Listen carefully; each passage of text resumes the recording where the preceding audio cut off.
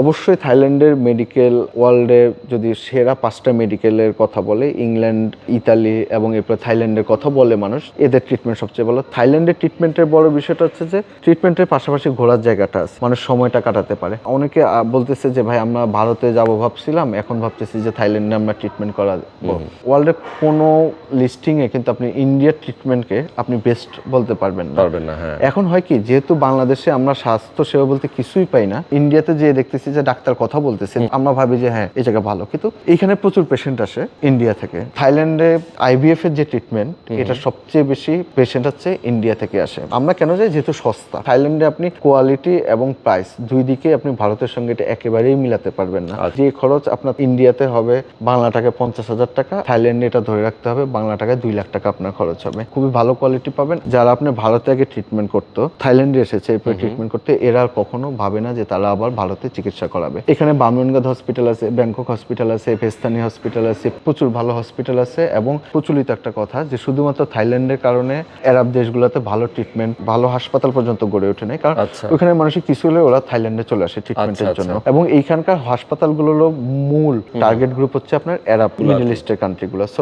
ট্রিটমেন্টের জন্য অবশ্যই ভালো, কিন্তু 1 মাসের জন্য থাইল্যান্ডে কোনো বাসা ভাড়া, ফ্ল্যাট বাসা ভাড়া পাওয়া যায় না। 6 মাস বা 1 বছর মিনিমাম নিতে হয়। অনেকে করে কি, আপনার যে কন্ডোমিনিয়াম যেগুলো, যারা হোটেল অ্যাপার্টমেন্টের মতো করে, কিন্তু ওরা পার নাইট হিসাব করে চার্জ করে। থাকার খরচটা অবশ্যই চিকিৎসা ক্ষেত্রে বেশি, কিন্তু রিসেন্টলি ধরেন আমি বা আমার মতো আরো কয়েকজন চেষ্টা করছে কিছু থাকার জায়গায় ক্রিয়েট করতে। অনেকদিন থাকে, 1-1.5 মাস 2 মাস থাকে, তারা যেন এখানে থাকতে পারে। যারা চিকিৎসা করতে আসে তাদের থাকার জায়গাটা সবসময় বিটিএস এর আশেপাশে যেন হয়, তাহলে তারা যেহেতু অনেকদিন থাকবে বিটিএস এ যেন যাতায়াত করতে পারে, এই সুবিধাটা তারা পাবে। বাংলা ফুড বা রান্না করে যেন খাইতে পারে, এই ধরনের সুবিধা যেন পায়। ওইরকম চোখ বন্ধ করে আপনারা থাইল্যান্ডের যে কোনো হাসপাতালকে আপনারা বিশ্বাস করতে পারবেন। ট্রিটমেন্টের মান নিয়ে আপনাদের কোনো ধরনের কোনো ঝামেলা করবেন না, নিজের মধ্যে শঙ্কায় থাকবেন না। থাইল্যান্ডে কোনো ধরনের মিশনারিজ হসপিটাল নাই। থাইল্যান্ডের সরকারি হাসপাতালে বিদেশি হিসেবে আপনি চিকিৎসা খরচ লোকালদের তুলনায় বেশি, এবং আপনার একটা ডাক্তারের সিরিয়াল পেতে আপনার 7 দিন থেকে 2 মাস পর্যন্ত আপনার সময় লাগতে পারে।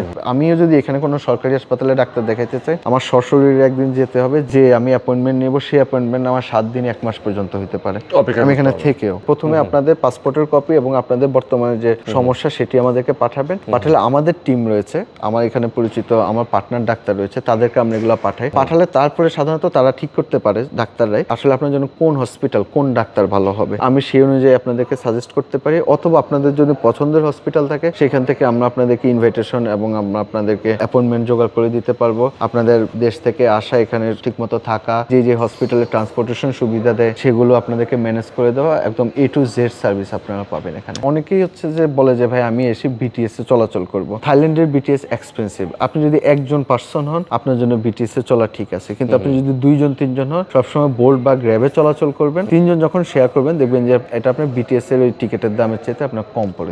আমার কোম্পানি, আবার বলো, আমার কোম্পানি হচ্ছে সিয়ানয় কোম্পানি লিমিটেড। এটা হচ্ছে যে থাইল্যান্ড বেস কোম্পানি। আমার অফিস হচ্ছে সুকুমবিট 107-এ। যারা ট্রিটমেন্ট করতে আসে তাদের জন্য একটি থাকার ব্যবস্থা রয়েছে, সেখানেও আপনারা সবাই ইনভাইটেড টু ভিজিট। ওকে, অনেক ধন্যবাদ নয়ন ভাই, ভালো থাকবেন, আল্লাহ হাফেজ।